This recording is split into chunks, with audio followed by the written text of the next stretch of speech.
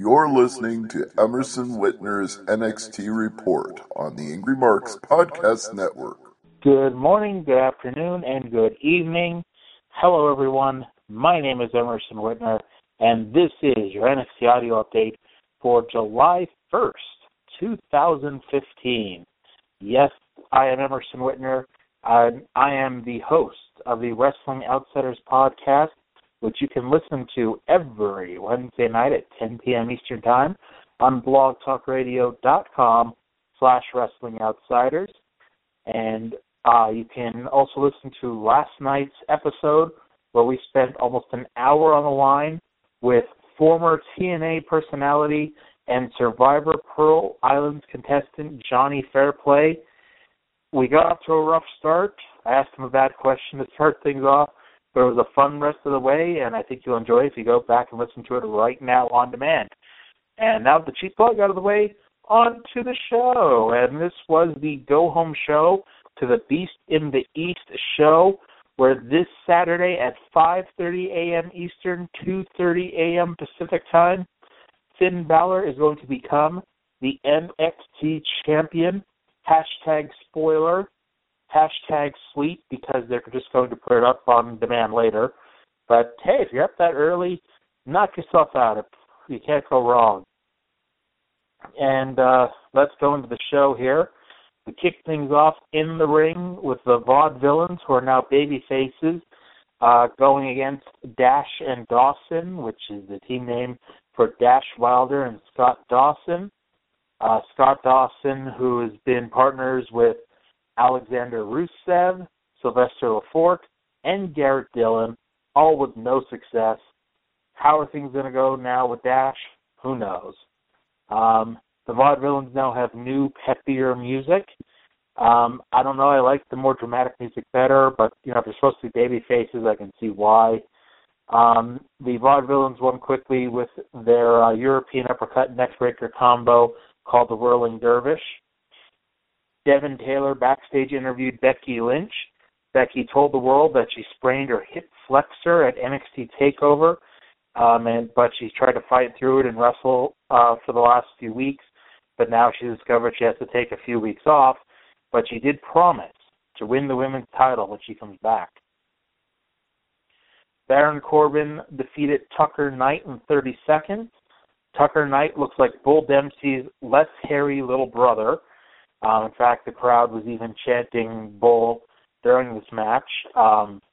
Corey Graves wondered if Baron has ever been in the ring with someone as big as Tucker Knight before. And Tucker, about 300-pounder, but no bigger than Bull Dempsey. So Corey sounded like an idiot there. Either way, Baron, like I said, won in 30 seconds with the end of days. Backstage, William Regal was getting Excedrin headache number 5 as the Vaudevillains and Enzo and Big Cass were arguing and yelling at each other in his office about who the number one contender is. Mr. Regal announced that next week, live, right here on NXT, it will be the Vaudevillains versus Enzo Amore and Big Cass, and the winner becomes the number one contenders to Blake and Murphy's tag team titles. We then got part 3 of the greatest video package ever. Seriously, at this point, I cannot overhype this. If you have not yet watched a 3-part series they've done on Finn Balor, then you need to press pause on the audio thing you're listening to right now. Go to YouTube, go to WWEnetwork.com, and watch all 3 parts. You will not be disappointed. And in fact, we're going to wait right here. I'm going to sit right here, and I want you to press pause and go listen to those right now. I'll be here. Welcome back. Didn't I tell you how awesome they were? I probably should have told you, though, ahead of time. 3 video packages are probably what's making up the Finn Balor special on the network tomorrow night, so you could just watch that instead.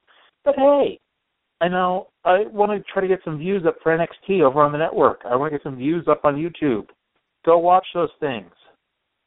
And then this Saturday morning, watch Finn Balor win the NXT title. The things you should not watch are Eva Marie. Eva Marie is training. She's going to wrestle at some point. May God have mercy on our soul. William Regal and Sarah Del Rey had to stand on the apron and watch her work out with one of the women wrestlers.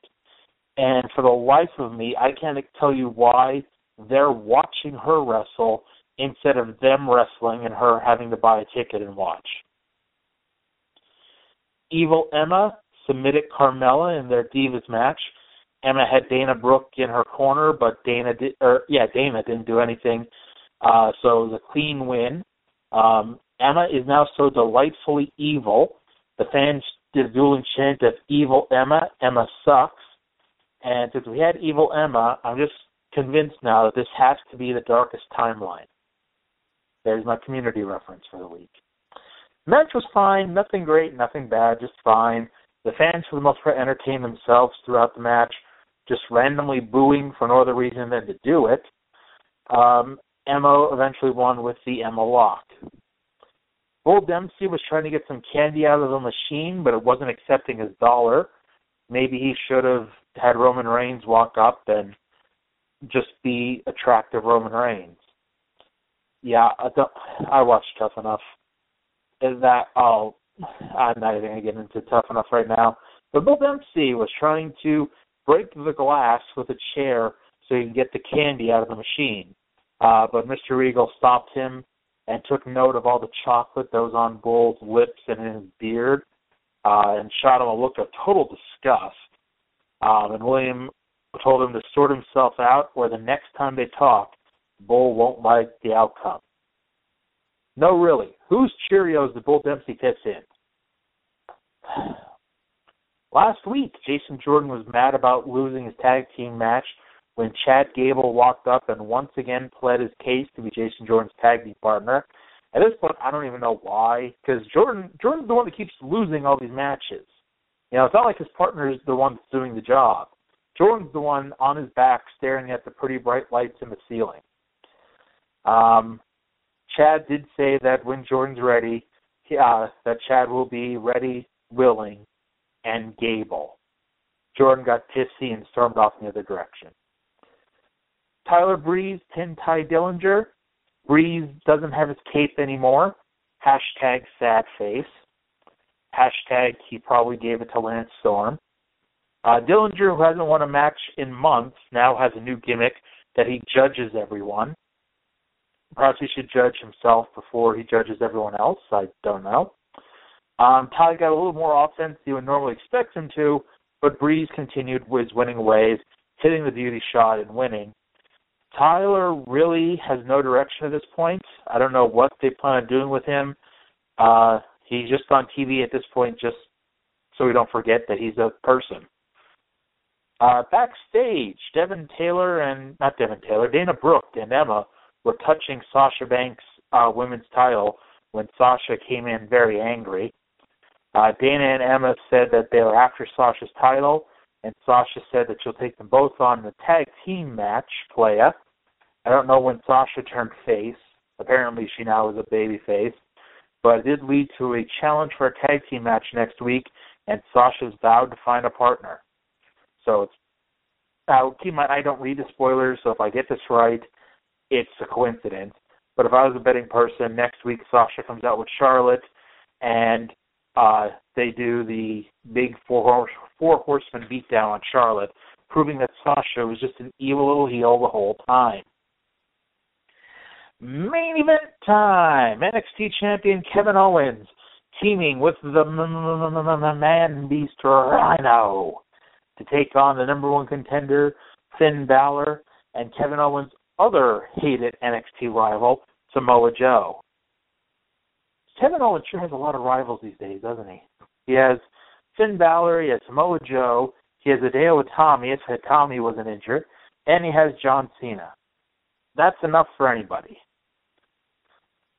This match, when they started walking to the ring, they had about 20 minutes of TV time left, but it took so long for them to walk to the ring that they only had 10 minutes left by the time the bell rang.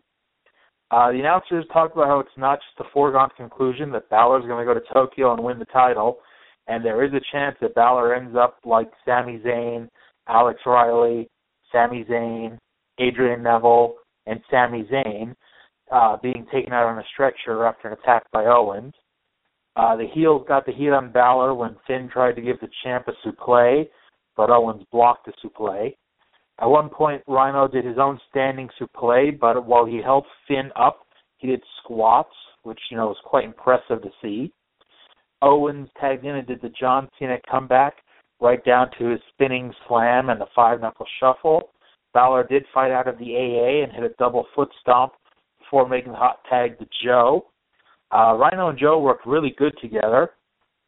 And Owens tagged in, and they went the babyfaces ended up going for a wacky double team on Owens, but Rhyno broke it up. This led to the finish where, in quick succession, Owens gave Joe the pop-up powerbomb. Balor gave Owens the Pele kick. Rhyno accidentally gored Owens.